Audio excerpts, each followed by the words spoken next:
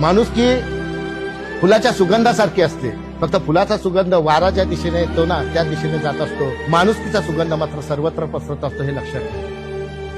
म्हणून आपल्या हातून काहीतरी अशी कामं होणं गरजेचं आहे जेणेकरून आपण जेव्हा रात्री उशिरा डोकं टेकतो तेव्हा आपल्या चेहऱ्यावरचे भाव हे चांगले असले पाहिजे की आज माझ्या हातून काहीतरी चांगलं घडलेलं आहे.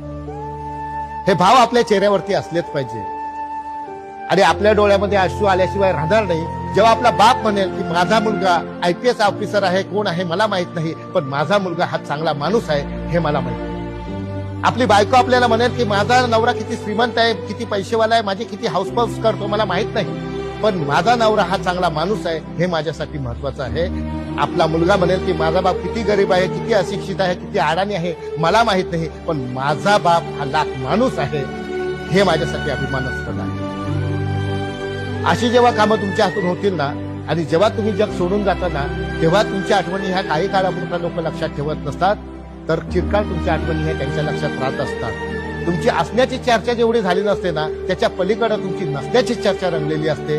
हे तुमच्यातलं माणूसपण असतं, ही तुमची माणुसकी असते.